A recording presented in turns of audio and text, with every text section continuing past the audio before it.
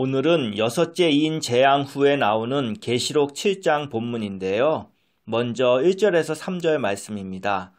그런 일들을 본 뒤에 네 천사가 지구 네 모퉁이에 선 것을 보았는데 그들이 바람을 붙잡아 두고는 땅과 나무와 바다에 불지 못하게 막고 있었다.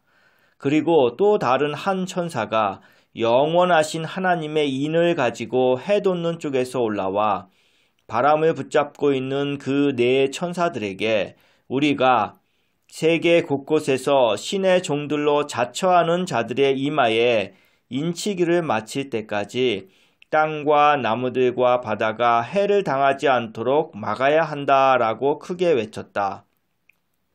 이 대목에선 바람으로 인해 지구의 하늘, 땅, 바다가 처한 상황과 그동안 천사들이 바람을 막고 있었던 이유와 목적과 그리고 이상 더는 필요성이 사라져 바람을 놓아줌으로써 끝판 세상이 오게 된 것도 보여줍니다.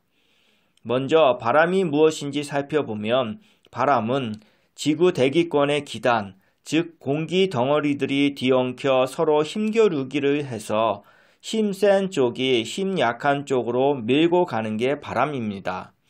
그런데 예전과 달리 바람이 걷잡을 수 없게 되었다는 사실은 천사들이 완전히 손떼게끔 악령들과 인류가 일심동체되어 온갖 악독한 짓거리로 대기권을 완전히 망쳐놓았음을 나타냅니다. 대기권이 이렇게 망하기 전까진 공기의 질은 맑고 깨끗했기 때문에 공기 덩어리들이 서로 사이좋게 지내므로 산들 바람만 살랑살랑 불었는데 이제는 오염도가 극에 달한 공기 덩어리들은 더 이상 못 살겠다 하며 서로 밀치락 달치락 치열하게 싸워대기 때문에 광풍, 돌풍, 태풍, 토네이도 등이 순식간에 마구 발생해 전 세계의 하늘과 땅과 바다를 작살내고 있는 거예요. 게다가 바람과 함께 등장하는 친구들, 곧 비와 눈과 우박, 천둥, 번개 등도 거침없이 쏟아지니 그야말로 엎친 데 덮친 격으로 폭격 맞을 일만 남은 세상이 되어버렸습니다.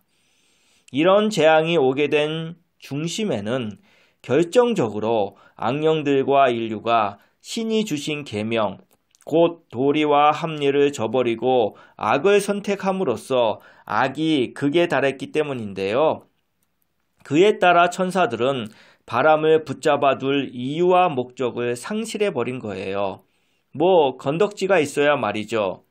본문에 언급되어 있듯이 세계 곳곳에서 신의 종들이라고 자처하는 자들을 보세요.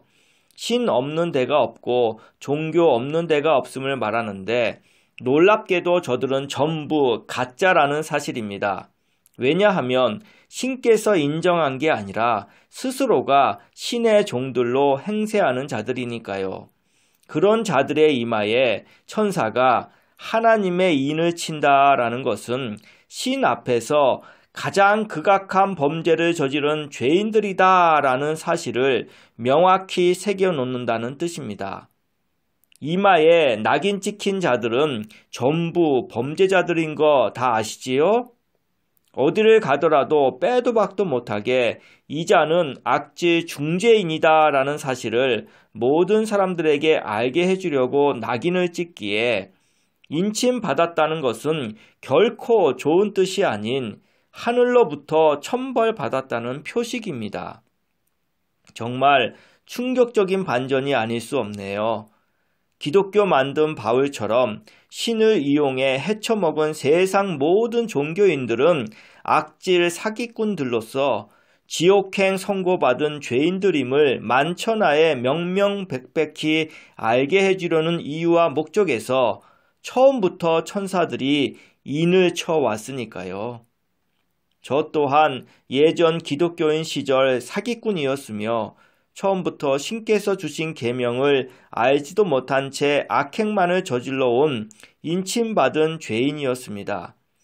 그런데 신께서는 낙인 찍힌 저에게 도리와 합리 공부를 시켜주심으로써 제 잘못을 깨닫게 해주시고 벗어날 기회를 주셨지요. 그래서 더없이 감사할 따름입니다. 아무것도 몰랐던 때 모르다 보니 그저 숨쉬듯 자동으로 악만 쏟아냈음을 나중에서야 깨닫게 되었으니 저란 존재는 악 덩어리 그 자체였던 거죠. 그런데 새롭게 실상들을 알려주시고 깨닫게 해주시니 이제 저는 거센 바람이 불 때면 바람이 전해주는 메시지에 귀를 기울여 무지무식으로 인해 악독하게 된 제 자신을 돌아보며 제가 지은 죄를 명확히 알고 돌이켜 바꾸는 회개를 해 나가고자 합니다.